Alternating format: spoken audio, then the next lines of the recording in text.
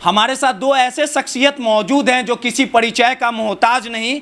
देश में अगर किसी तरह का भ्रष्टाचार होता और किसी की भी सरकार रहती है तो पूरी तरह से बेबाक बोलने का काम करते हैं। हमारे साथ बिहार कैडर के पूर्व आईपीएस अमिताभ दास जी हैं और यूपी कैडर के अमिताभ ठाकुर जी हैं। ये दो ऐसे चेहरे हैं, किसी की भी सरकार हो, अगर किसी तरह का भ्रष्टाचार होता और गलत होता है तो सबसे फ्रंट पे सरकार के खिलाफ मोर्चा खोलते हैं और हल्ला करते हैं। हमारे साथ हम दोनों सर से बात करेंगे और समझने की कोशिश करेंगे कि जिस प्रकार से लगातार देश की सत्ता पर 2014 से ही नरेंद्र मोदी काबिज है और लगातार नरेंद्र मोदी के तरफ से यह दावा वादा किया जाता है कि देश में अमन चैन भाईचारे का राज है। और वहीं बिहार की बात कर ली जाए तो बिहार के लिए अमिताभ दास सर से चर्चा करेंगे।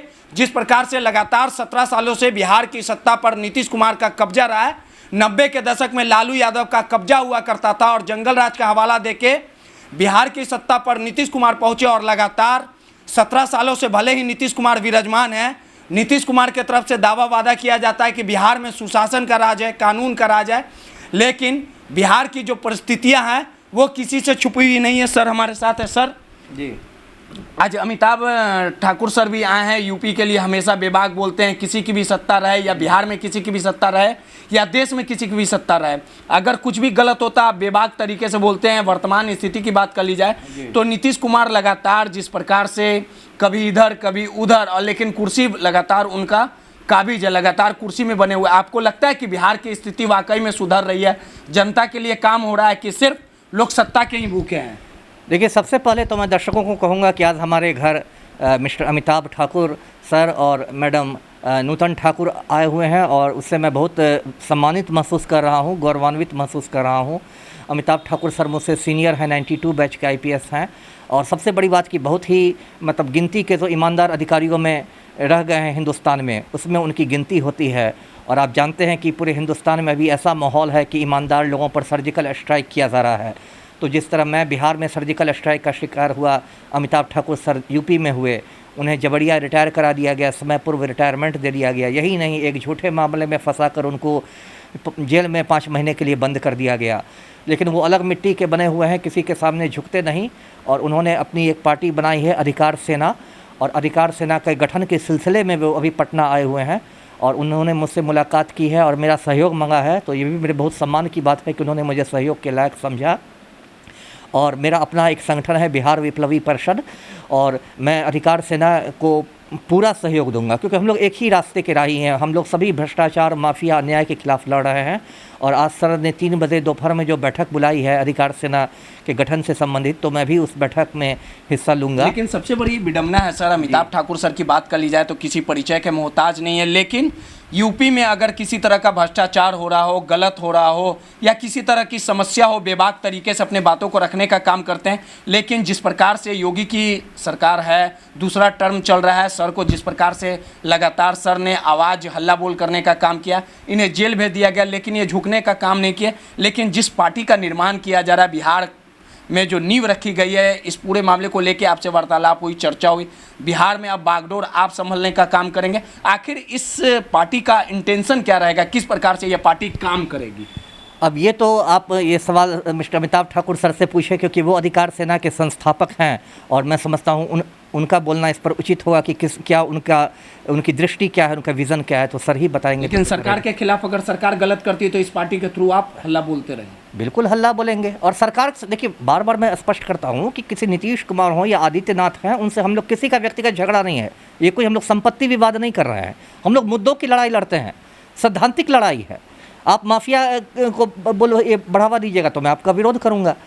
तो ये बात है और हम लोग मुद्दों की लड़ाई लड़ेंगे, जाति धर्म सबसे ऊपर उठ के। और जो आम आदमी से जुड़े हुए मामले हैं, है ना, आम आदमी से जुड़े हुए मामलों पर हम लोग लड़ेंगे और इस पर बेहतर आपको सर बताएंगे। देखिए, सीधे तौर पे हमारे साथ अमिताभ ठाकुर जी हैं। सर, एक सवाल जानना चाहेंगे, आप यूपी कैडर के अधिकारी रहे हैं, कई तरह के विभाग में रहे हैं, तमाम चीज़ों को परखने का काम किया, देखने का काम किया और कानून का एक अलग अनुभव रहा है आपके पास। जिस प्रकार से पूरा घटनाक्रम की बात कर ली जाए तो दूसरा कार्यकाल चल रहा है, योगी आदित्यनाथ का, बीजेपी की सरकार है, 14 में ही देश की सत्ता पर नरेंद्र मोदी आए। आपको लगता है कि जिस दमखम के साथ, जिस उम्मीद के साथ, जिस भरोसे के साथ नरेंद्र मोदी को लोगों ने सत्ता पे पहुंचाने का काम किया, वो वाकई में काम हो रहा है धरातल पर? देखिए, महात्मा गांधी ने बहुत पहले कहा था, बुरा मत कहो, बुरा मत देखो, बुरा मत सुनो। श्री नरेंद्र मोदी जी ने उन शब्दों को पालन करवाया। उन्होंने किसी भी ऐसे व्यक्ति को जो एक्टिविस्ट है, पत्रकार है, स्कॉलर है, एकेडमिशियन है, जो सच्चाई बोलना चाहता है, उसको बोलने से मना कर दिया। और जहाँ जहाँ मैं समझता हूँ उनके लोग जहाँ जहाँ सत्ता में आए तो उन लोगों ने उसको पूरी तरह पालन कराया। हमारे यहाँ, मैं यूपी की ज़्यादा जानता हूँ, बिहार की कम जानता हूँ। अब एक आप ही की तरह एक पत्रकार थे, अब वह दिवंगत हो गए हैं। उनको इस बात के लिए उन पर मुकदमा दर्ज हुआ। विनोद दुआ नहीं, वो सोनभद्र के एक मतलब एक पत्रकार थे, एक साधारण पत्रकार थे वो। इसके उन्होंने यह दिखा दिया कि किस प्रकार मध्याह्न भोजन में नमक और ये खिलाया जा रहा है, नमक चावल खिलाया जा रहा है, उन्होंने उसको सामने रख दिया। नमक रोटी खिलाया जा रहा था, उस बात को उन्होंने सामने रख दिया। इसके लिए उन पर FIR दर्ज हो गया, उनको जेल भेज दिया गया था। ऐसे सैकड़ों दृष्टांत हमारे उत्तर प्रदेश में भरे पड़े हैं जहाँ पत्रकारों को चुप कर दिया गया। आप आज की तारीख में पत्रकार डर के मारे कोई खबर नहीं लिख सकता। वह तो एक पहलू है। दूसरा पहलू जो तरक्की की बात है, मैंने चूँकि अधिकार सेना का हम लोगों ने जो गठन किया है और मैंने बलिया से यूपी में चुनाव लड़ने की बात कही है, लोकसभा 2024 से। उसके लिए मैं अभी हाल में, मैं और मेरी पत्नी नूतन ठाकुर वाराणसी, गाजीपुर और बलिया की यात्रा की थी हमने।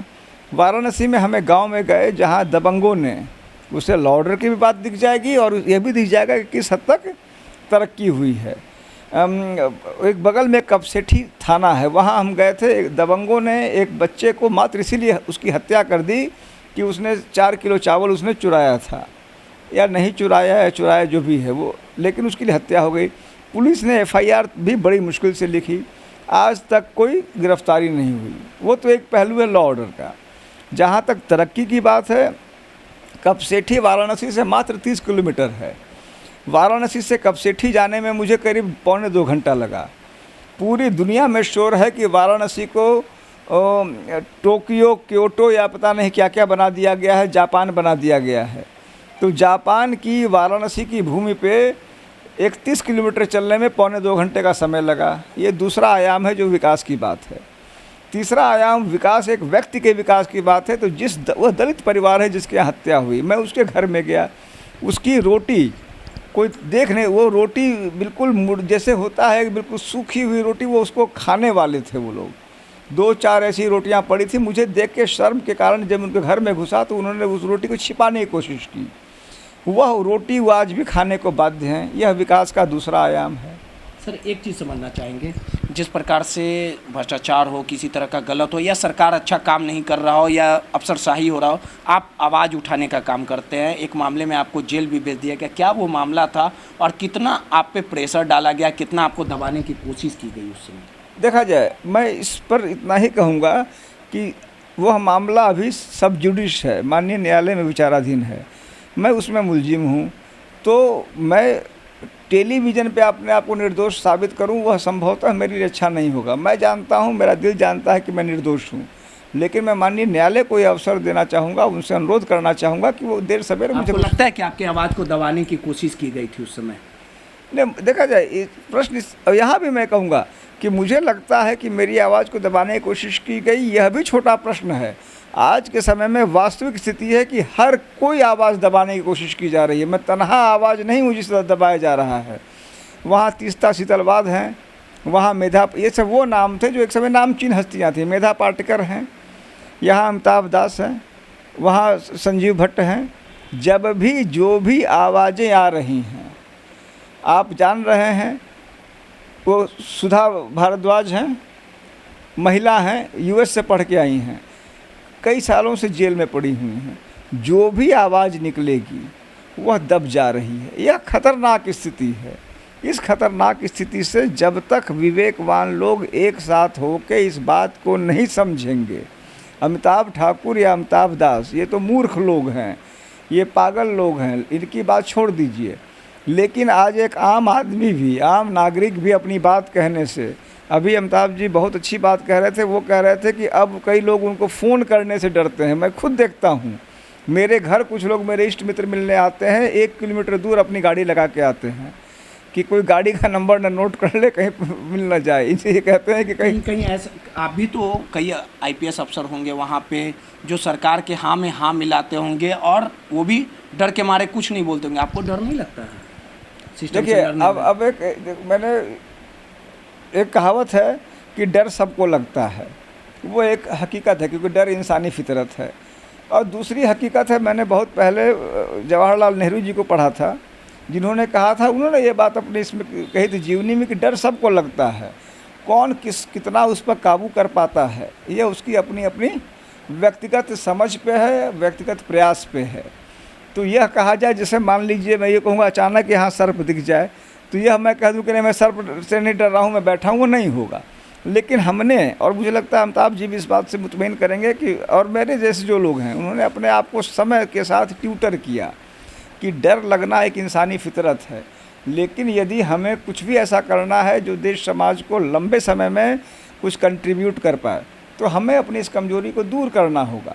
तो अब मैं यह कह सकता हूं कि कुछ हद तक अन्य लोगों की तुलना में हमें कम डर लगता है।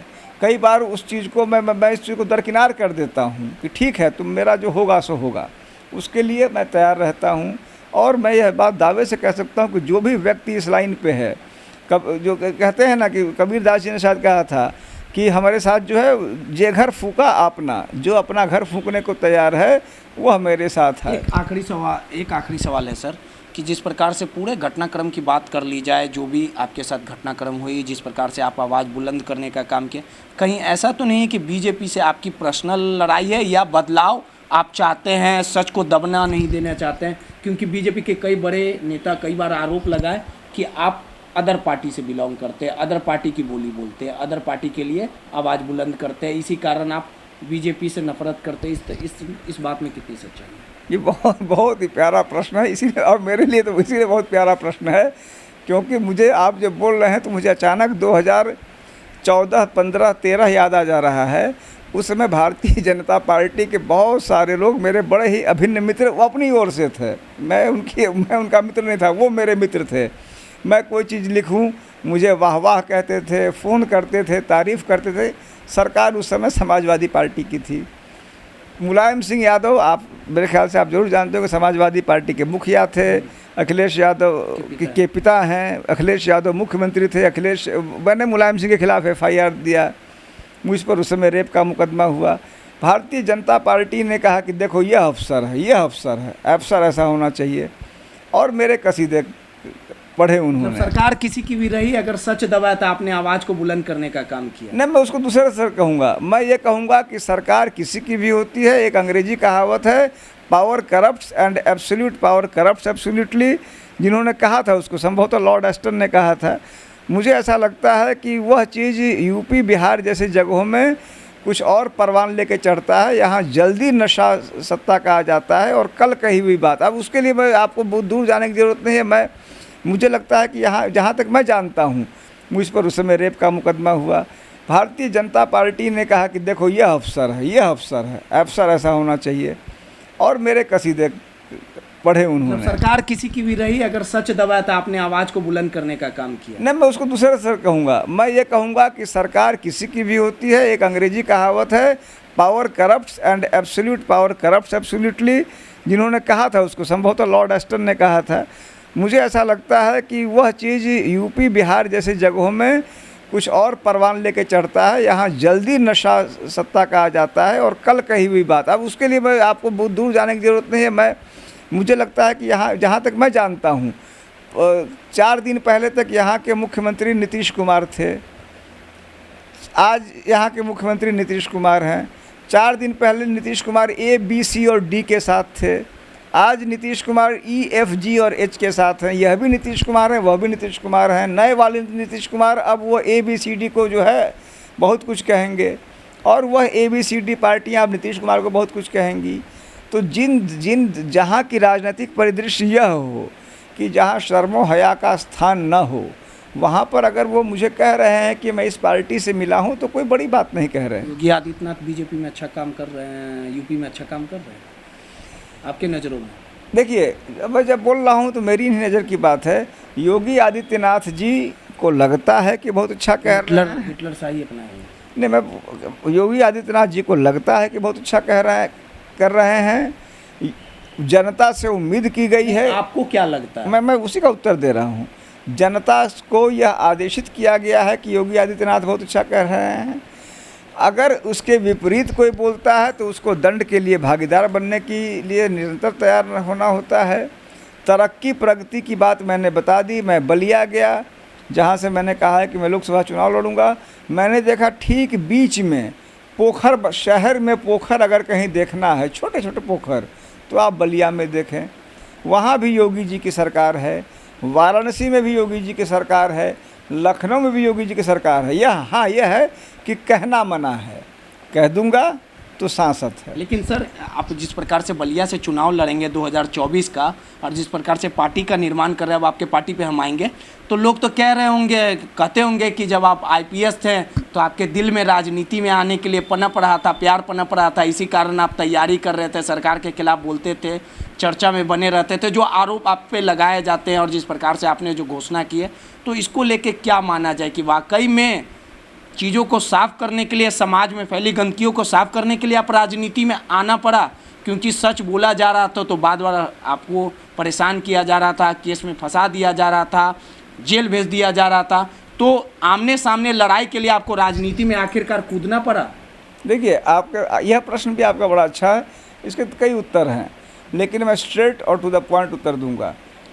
यदि ऐसा माना जाए, यदि किसी राजनेता को ये लगता है कि किसी और आदमी को राजनीति में नहीं आना चाहिए, अगर वो राजनीति में आता है तो वह गंदा आदमी है। अगर किसी राजनेता को ऐसा लगता है, बिना नदी में उतरे हुए तो सफाई हो पाएगा? नहीं, मैं कह रहा हूँ कि यदि कोई कह रहा है कि आपके दिल में राजनीति में आने की इच्छा थी, अगर कोई कह रहा है, तब भी समझ लीजिए कि वो यह नहीं कह रहा। हालात और को देख के तो ऐसा कहा जा सकता है। अरे बिल्कुल कहा जा सकता है। मैं उसी का उत्तर दे रहा हूँ कि यदि किसी को लगता है या हालात इंगित करते हैं कि राजनीति में आने के लिए मैंने सब कुछ किया, मान लिया जाए। अगर उसको सच भी मान लिया जाए, मैं कहूँ, तब भी वो कहीं से खराब नहीं माना जाएगा, क्योंकि कम से कम उस प्रक्रिया में मैंने कोई भी ऐसा गुनाह नहीं किया है जिसको गुनाह कहा जाए। अगर मैंने ये सच्चा है गलत है वो तो ईश्वर मालिक है। ईमानदार आईपीएस तो आपको कहा जाता है, ये हमने भी सुना है, भले ही आपसे हमारी पहली मुलाकात। अगर हमने उसके लिए भी अगर मैंने यह सब किया, तब भी मैंने कोई गुनाह नहीं किया, क्योंकि राजनीति कहीं से खराब चीज़ नहीं है। मैंने कभी खराब नहीं माना था। जैसा अभी अमिताभ दास जी की मैं बात सुन रहा था, बात वही है। किसी पार्टी विशेष से हमारा झगड़ा नहीं है। अब तो बहन जी बहुत दिन से सरकार नहीं बनाई है हमारे यहाँ। जब थी तो बहन जी की सरकार के न जाने कितने लोग मेरे खिलाफ थे। फिर जो है क्या नेताजी का आया, फिर बाबा जी का आया, ये तो सब अलग अलग रंग के थे, सब हमारे खिलाफ थे। और भाई मान लिए साल 2 साल 3 साल पहले मेरे मन में राजनीति की बात आई हो, आज से 30 साल पहले मैं आईपीएस में पैदा होते ही थोड़ी नेता बनने आ गया था, तब भी वही स्थितियाँ थी। तो लेकिन मैं उसमें अपने आप को डिफेंड नहीं कर रहा हूँ।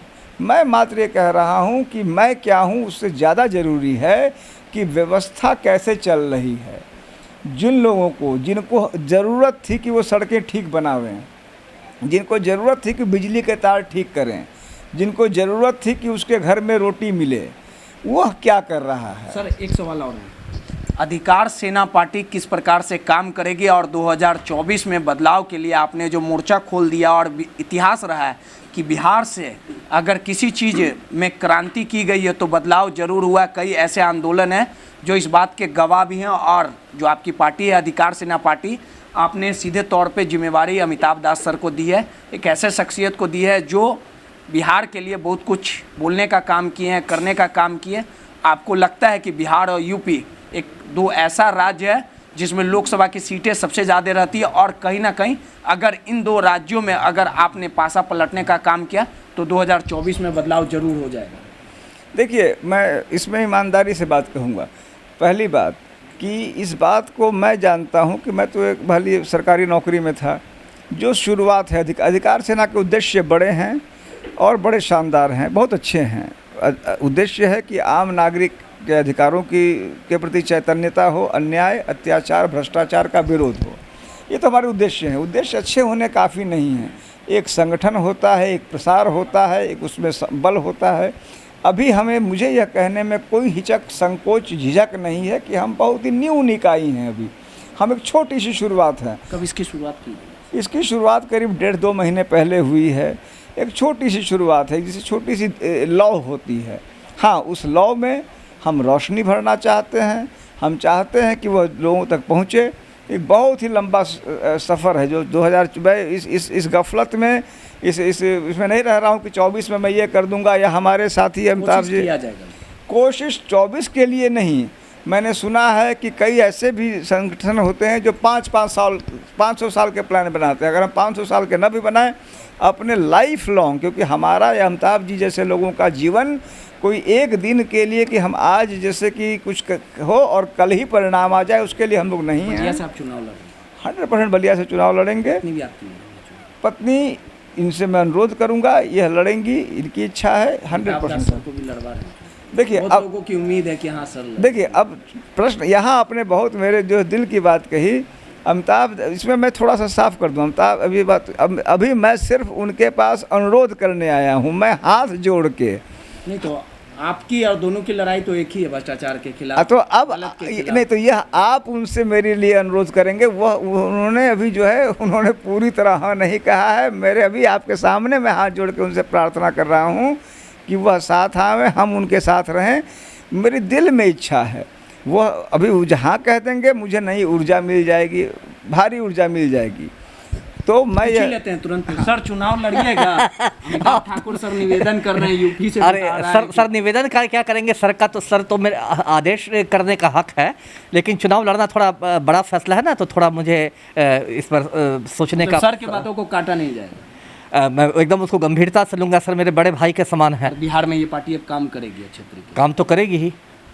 देखिए, सीधे तौर पे सर एक और सवाल है जाते जाते, ये क्लियर कर दीजिए कि अभी फ़िलहाल 2 ही राज्यों में काम होगा कि अन्य राज्यों में भी लगातार? देखिए, उसमें भी मैंने जैसे देखा, क्योंकि समय लंबा है सर, 1-2 साल तो है। देखिए, मेरी समस्या है और मैं सोचता हूँ अमिताभ जी की भी ये समस्या है कि हम लोग साफ गोई आदमी हैं।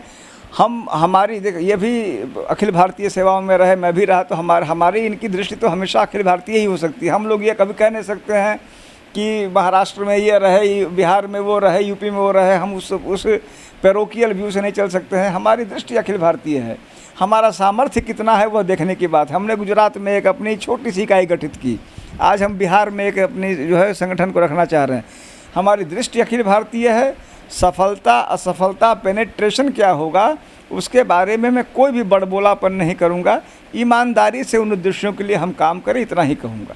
देखिए, हमारे साथ 2 चर्चित IPS थे और सीधे तौर पे कहा जा सकता है कि अधिकार सेना पार्टी की नींव रख दी गई है और 2024 के लिए बिगल फूंक दिया गया और लगातार अमिताभ ठाकुर जी अन्य राज्यों में जा रहे हैं, अपनी पार्टी का विस्तार कर रहे हैं और सीधे तौर पे इन्होंने कहा है कि सच के लिए जो लड़ाई रहेगी वो जारी रहेगी और बलिया से चुनाव लड़ेंगे और तमाम जो काम नहीं हो रहा है देश में उसके लिए आंदोलन, क्रांति जो है वो जारी रहेगी। रोहित, न्यूज़ नशा, पटना।